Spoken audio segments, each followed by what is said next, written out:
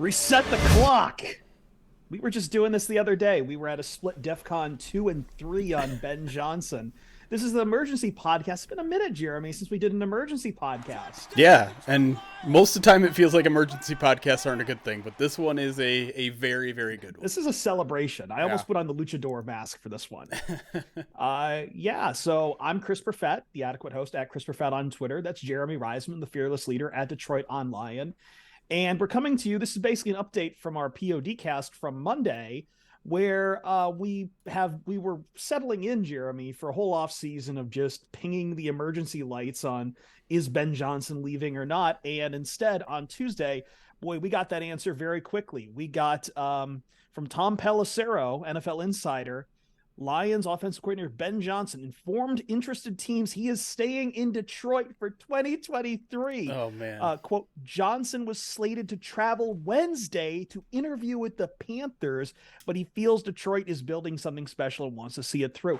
Jeremy, the Lions convinced him to stick around. Dan Campbell convinced him to stick around for 2023, or Ben Johnson decided to stick around. We've got some theories on all that we'll get to.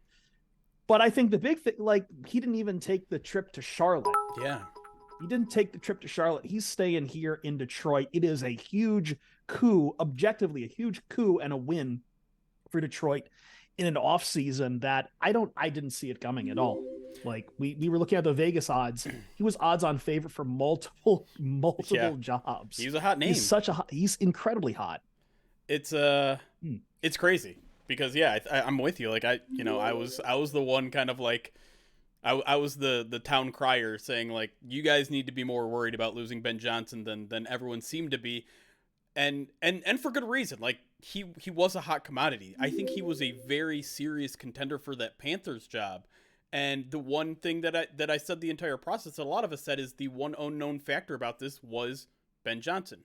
We didn't know what was going through head. We didn't know how serious he was about getting a head coaching job this year. We didn't know how much he felt like there was unfinished business here. We didn't know if he was going to be the patient type or the jump at the first opportunity type. And I think we got our answer tonight, Chris. I know we have had our arguments back and forth about this, but first blush off the top, it's a huge win to the idea of Dan Campbell culture. Yeah.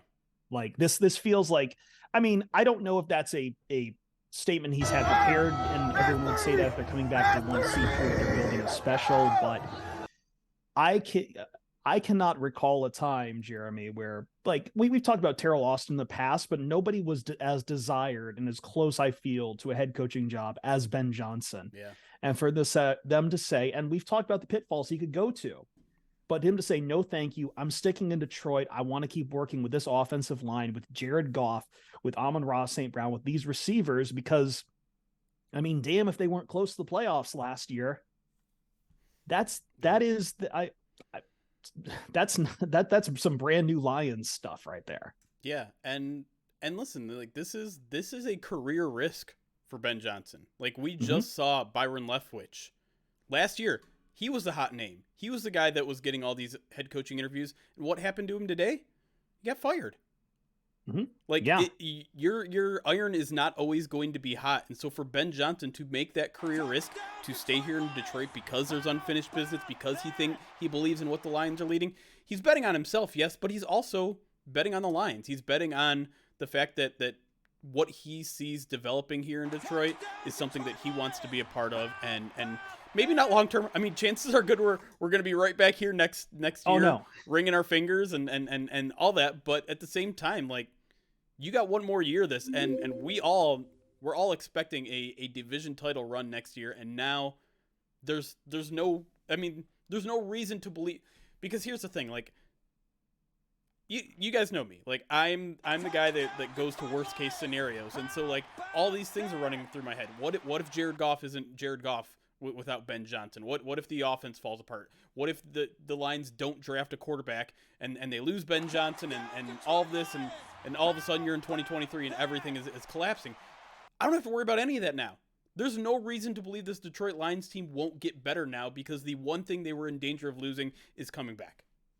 Yeah, and I agreed with you on some of that stuff in the regard that I also believe that it would have been a great test of Dan Campbell's ability to find someone to replace Ben Johnson, because I think we give a huge amount of credit to Ben Johnson, And I think that, we'll have to test Dan Campbell in another year, I guess, on his ability to, because he's not from a coordinator background himself. And that is a risk I like that he is a locker room first coach, but it is a risk when you're not from that background, that when you lose your coordinators, it hurts you. And we just talked about in the last podcast how quickly some of these coordinators were turning over at other places. Like the Rams are not the same team now that Kevin O'Connell's gone, for instance. Like it's a very different team. Part of that was their roster also fell apart, but that offense does not look like the old offenses of old, even with Sean McVay supposedly being the offensive genius there.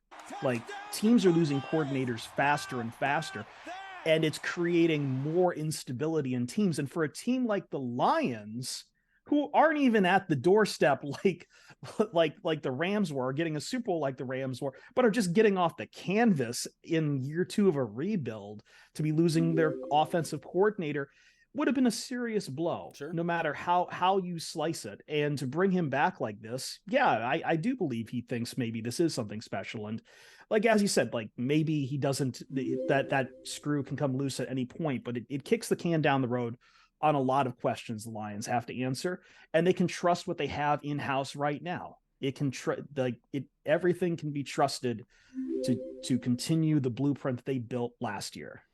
And now they have an extra year to prepare for everything, right? Like now, if now they know Ben Johnson's a hot commodity. Not that they probably didn't know at the end of last year, but now they have a full year to, like, okay, let's start building a succession plan. Let's start getting other guys ready. Let's, if Tanner Engstrom is maybe the guy, let's get him a little bit more involved this year and make sure he's got some, more input.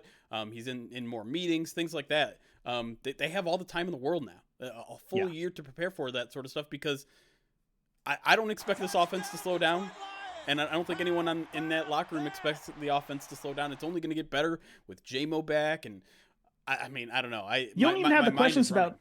Yeah, you don't even have the questions about, is Jared Goff just improved because of Ben Johnson? He'll have another year to keep working with Ben Johnson, keep internalizing a lot of what Ben Johnson and him are able to work on. So maybe if someday Ben Johnson does take a job, he's still got a lot of that training under his hood as well. Like it's good to have guys around. It builds cohesion, right. It builds culture, it builds continuity. And that was always the risk of Ben Johnson leaving. I think this is nothing more than an absolute win for the Detroit Lions, getting Ben Johnson back. Now, granted, as you said, maybe that star dims, but we can't know that right now. Right. All we can look at is what just we saw in front of our eyes. The market that was there for Ben Johnson, which was scorching hot, and his decision saying, no, thank you, I'm not even going to take the interview in Charlotte. Yeah, and I think it's worth reiterating what you just said there. They're going to be entering year 2 under Ben Johnson. I mean, how often do we say, like, it takes at least a year for a system to set in? Now you're hitting the ground running. Now you don't have to start over. Now you're hitting the ground running, and you could build on what was the 5th best offense in the league. Can you imagine? Build on top of that. And like I said, you're not really losing any pieces. You might lose Jamal Williams, but I imagine they're going to fight like hell to get him back. He wants to come back too, sure. Right. Yeah. You're getting Amon-Ra in year 3. You're getting J-Mo in year 2, which is really year 1.2 essentially, and your offensive line is coming back. You'll figure out what you want to do at right guard, hopefully something better than this year. And your tight ends are going to get better and older. And I mean, like, the sky's the limit right now for the offense. The final piece really is in place, whether they bring back DJ Chark or whether they bring back Jamal Williams. I'm not even that concerned about either. I'd love to see both those guys, but I'm fully confident that whoever takes those guys' place are going to excel in this system, because now we're in year 2.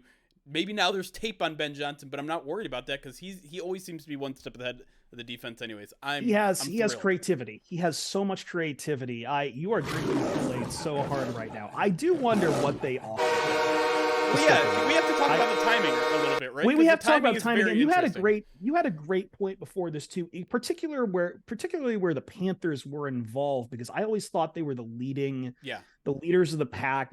Tepper, that a young coach like that appeals to their owner Tepper so much. But you had a particular theory about that, and I have some ideas to back off of it, but please share it with the class. Yeah, and to be fair, this is Benjamin Albright, the Broncos insider's kind of theory on this, because obviously Sean Payton is out there waiting, and we know Dan Campbell knows Sean Payton well, and so his leading theory, and this is complete theory, it's complete speculation. He's like, well, if Sean Payton had decided on a team, Dan Campbell would be one of the first to know about it, and so Ben Johnson would also probably know pretty quickly. So his theory is maybe the Panthers are leaning Sean Payton, and Ben Johnson was like, I'm out. But I think, but to me, I pulled back on that theory because I also think Ben Johnson was a serious candidate for other jobs, and so this to me was more like, I did my cup. I don't know. It is weird to me that it happened literally the night before his interview. That to me is weird. And go ahead. Yeah, and I think that in the case of the Panthers, the point I wanted to do is that, again, for any team who wants Sean Payton as their coach, they have to trade assets because he's still with the Saints under his contract. So it has to be like that situation way back in the day where Tampa Bay got a first rounder to trade John Gruden. Right. So but Carolina, obviously, I think of the candidates have the most assets, even though I think Denver seems like the one that everyone really wants to peg him to, but Denver can't.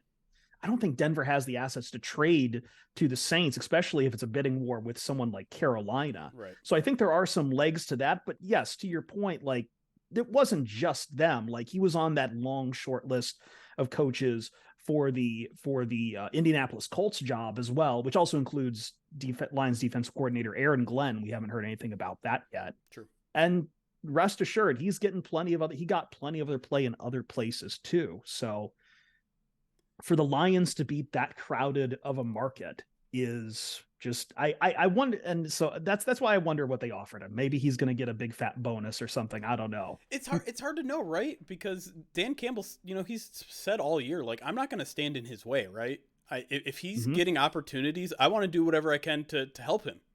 And that's always been his MO with his coaches, right? Right. And so it would be a little bit out of character for him to and I was joking about this before we went live, show up at the airport before Ben Johnson leaves and have an oversized check. Make him an offer he can't refuse. Right. I don't think that's what happened necessarily here, but at the same time, I think he certainly let him know that he felt very much appreciated here, and I don't know. Maybe that's it. Maybe he got nerves. Maybe it was, he's holding the plane ticket in his hand and is like, do I really want to do this? Yeah, grass is always greener. It's the place it's the dance with the one who brought you here and everything. Maybe he just felt comfortable at home at the end of the day. And I love for that to be the case because it would say a lot about the culture here. It would say a lot about how he believes in the future and how he believes in betting on himself and the Lions. And listen, he put out that, Pelissero put out that tweet, and again, that does feel a little bit like some PR work at hand, but maybe he's being legit. This coaching staff doesn't BS us very often, and so I think for now I will just close my eyes and put my cynical self to bed for a second here and just be like, he loves it here. He wants us. He wants us, Chris. Like this plus the players wanting to come back. It's like I keep telling people, and I keep getting accused sometimes of the Kool-Aid, but I genuinely want people to sit down and tell me, when was the last time you remember the Detroit Lions hearing from players, good players who could earn money somewhere else, saying, I want to come back? When was the last time you had a coordinator hire as hot as Ben Johnson? Terrell Austin doesn't count. I understand he was probably the closest, but I don't think that same interest was there for a lot of teams. Yeah. And I think Terrell Austin himself has said he was kind of used for Rooney Rule reasons in a lot of cases. But to have a coordinator like Ben Johnson say, I want to stay in Detroit. Ryan, who couldn't make the podcast, said Detroit's a destination. And it's hard to not agree with that. What I do know at the very least is I'm saving the DEF CON imaging I just made for Ben Johnson for next year, because I'm sure we'll be back here again at some point, especially if he puts on a sequel to his performance that he showed with his offense in 2022. Yeah. It's hard not to get the warm and fuzzies when he's coming back and says he wants to be part of something special, when literally every free agent that the Lions are going to have in 2023 has gone publicly either to the media or on social media. It was Isaiah Bugs last night. He was like, let's run it back, Detroit. Everyone wants to be back. And Chris, you ask when the last time something like this has happened. I think the answer is never.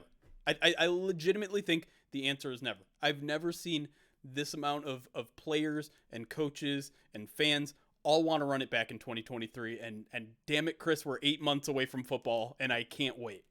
I just watched Dan Campbell languidly talking about kickers on the Manning cast. And even on there, even with Mayer's performance on Monday Night Football, just like, I don't know, man. He was a little languid, but at the same time, like it's hard not to get sucked up in the excitement. And I think I know the cynicism tends to win sometimes, but it's, again, like you're looking at uncharted ground for this franchise. You're looking at uncharted ground. Maybe that balloon pops at some point, but in the moment right now, we have to keep saying we've never seen anything like it. In covering the Detroit Lions for, I mean, it's been 8 years for me. What has it been for you? Probably a little longer than that. Like, too long. I don't want to think about it. Here, like yeah. I was just gonna say the one thing that I feel like anytime a new hire and a new regime change happens, we like to convince ourselves of what we say the same thing every time. We say, this feels different. This feels different. And I think some of that is trying to convince ourselves. I don't think we need to say this feels different anymore. I think we can just say this is different. This is the standard. This is different. Yeah, this is the standard. This is the brand new lines. Whatever you want to say, this is different. Mm-hmm. And I'm so freaking thrilled, man.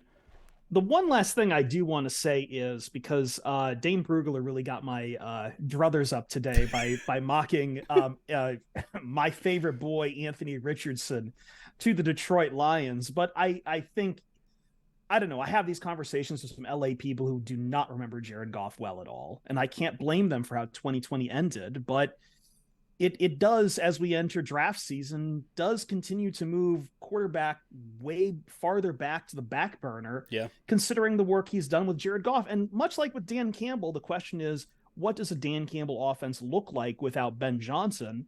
We don't have to answer that in 2023. We also don't have to answer in 2023, what does Jared Goff look like without Ben Johnson? Yep. So I understand the coordinator is important, but we don't even have to worry about that conversation here.